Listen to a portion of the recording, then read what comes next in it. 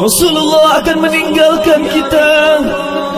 Manusia termulia itu sudah hampir selesai tugasnya di dunia. Salawat dan salam semoga tercurah kepada junjungan kita Nabi Muhammad sallallahu alaihi wasallam. Di suatu pagi, di hari yang terakhir baginda Rasulullah sallallahu alaihi wasallam, dengan suara terbata-bata beliau memberikan khutbah yang singkat kepada keluarganya. Wahai umatku, kuwariskan dua perkara yang agung kepada kalian, yaitu Al-Quran dan sunnahku, juga Al-Quran dan keturunanku. Barang siapa yang mencintai sunnahku dan keturunanku, maka mereka telah mencintaiku, dan kelak orang-orang yang mencintaiku akan masuk ke dalam surga bersama denganku.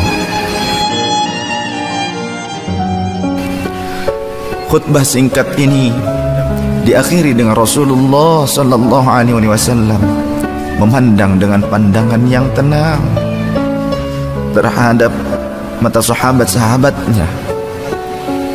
Pada saat itu terlihat Abu Bakar Siddiq membalas pandangan itu dengan mata yang berkaca-kaca. Umar radhiyallahu an menahan nafas tangisnya dengan begitu kuat. Utsman radhiyallahu an menghela nafas sepanjang-panjangnya melihat Rasulullah sallallahu alaihi wasallam. Ali radhiyallahu an pun menundukkan kepala sedalam-dalamnya, isyarat bahwa waktu itu telah datang. Saat perpisahan sudah tiba dengan Rasulullah sallallahu alaihi wasallam. Rasulullah akan meninggalkan kita. Manusia termulia itu sudah hampir selesai tugasnya di dunia. Saat itu matahari kian meninggi, tapi pintu Rasulullah tetap tertutup. Sedangkan di dalamnya Rasulullah SAW sedang berbaring lemah dengan keningnya yang berkeringat dan membasahi pelepah kurma yang menjadi alas tidurnya. Tiba-tiba dari luar pintu terdengar seseorang yang mengucapkan salam. Assalamualaikum, bolehkah saya masuk?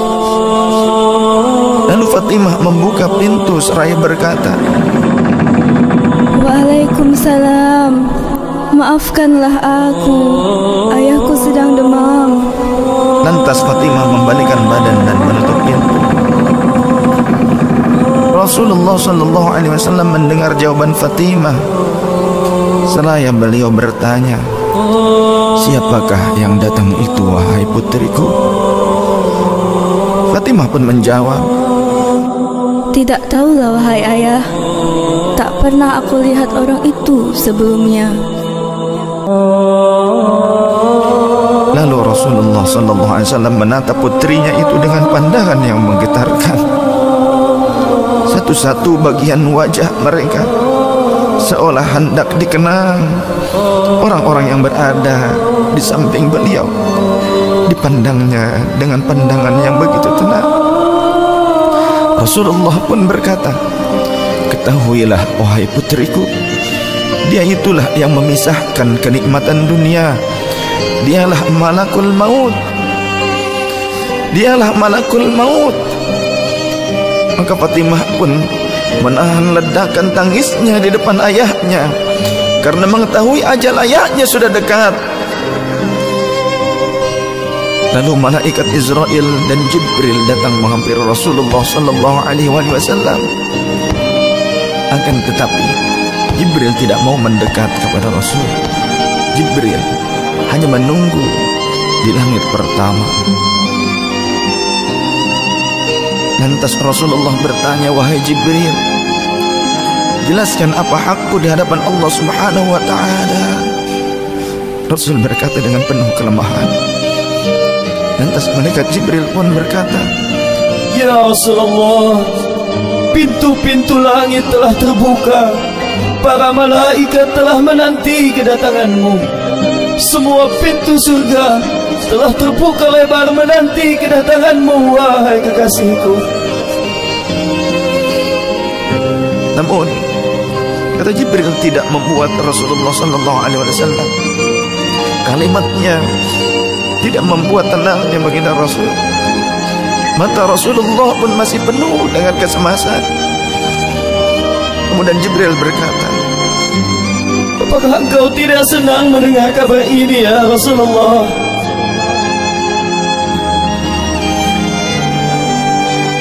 Kemudian Rasul pun berkata, kabarkan kepadaku bagaimana nasib umatku kelak, wahai Jibril.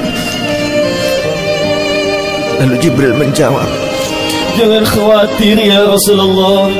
Aku telah mendengar Allah telah berfirman kepadaku, kuharamkan surga bagi siapa saja kecuali umat Muhammad telah berada di dalamnya. Detik-detik wafat Rasulullah semakin mendekat, dan tibalah saatnya malaikat Israel menjalankan tugasnya. Perlahan-lahan ruh Rasulullah SAW ditarik dari tubuhnya. Tampak seluruh tubuh Rasulullah bersimpah peluh. Urat-urat leher baginda Rasul menegang pada saat itu. Manusia termulia merasakan sakaratul maut. Perlahan-lahan Rasulullah SAW pun mengadu, merasakan rasa sakit itu. Dan Rasulullah berkata, wahai Jibril, betapa sakitnya sakaratul maut ini. Rasul berkata dengan begitu lirih. Fatimah pun memejamkan matanya, tak sanggup memandang ayahnya. Sedangkan Ali di sampingnya menundukkan pandangan semakin dalam. Dan ternyata Jibril pun memalingkan mukanya, tak mampu memandang Rasulullah SAW.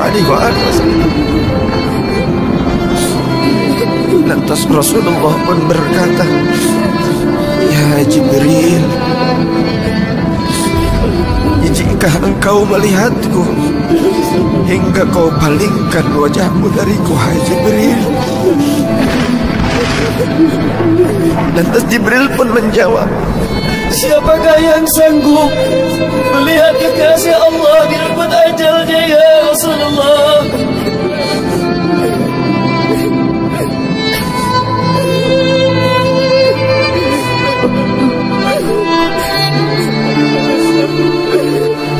Sesaat kemudian terdengar Rasulullah SAW memekik karena rasa sakit yang tak tertahankan lagi. Lalu Rasul pun berkata, ya Allah, dahsyatnya sakaratul maut ini ya Rabb. Timpakan seluruh siksa maut ini kepadaku atas umatku, jangan pada umatku ya Allah.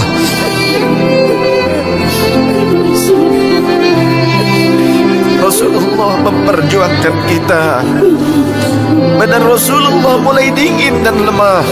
Kaki dan dadanya sudah tidak bergerak lagi pada saat itu. Menegang seluruh urat-urat beliau. Bibirnya bergetar seakan hendak membisikkan sesuatu. Maka bergegaslah Ali radhiyallahu anhu mendekatkan telinganya ke bibir Rasulullah sallallahu alaihi wasallam. Lalu Rasulullah membisikkan, usikum bis-shalah, usikum bis-shalah, usikum bis-shalah, wa ma malakat aymanukum. Peliharalah sholat. Aku wasiatkan kepada kalian agar kalian menjaga sholat. Jagalah sholat oleh kalian, dan peliharalah orang-orang yang lemah di sekeliling kalian. Rasulullah masih mengingat kita. Di luar rumah saat itu terdengar tangisan dari para sahabat yang bersautan. Sahabat saling berpelukan. Fatimah radhiyallahu anha menutup wajahnya dengan tangannya. Dan Ali pun kembali mendekatkan dirinya kepada Rasulullah sallallahu alaihi wasallam yang mulai kebiruan.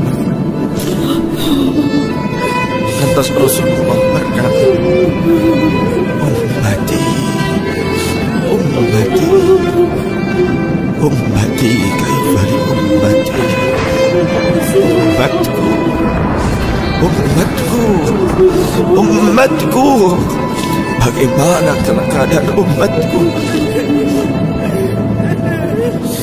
Dalam Rasulullah masih bagikan kita umatnya. Rasul masih berkata, "Ummati, ummati, kaifa li ummati." Rasul masih mengingat kita umatnya. Dan berakhirlah kehidupan insan yang mulia pada saat itu. Di saat lisannya masih mengingat kita, masih menyebut nama kita umatnya. Rasulullah sallallahu alaihi wasallam telah tutup usia pada saat itu. Mampukah kita meneladani Rasulullah sallallahu alaihi wasallam dan mencintainya? Ia yang mencintai kita hingga akhir hayatnya. Padahal kita adalah umatnya yang tidak pernah beliau temui. Ya Rasulullah, ya Rasulullah, ya Rasulullah,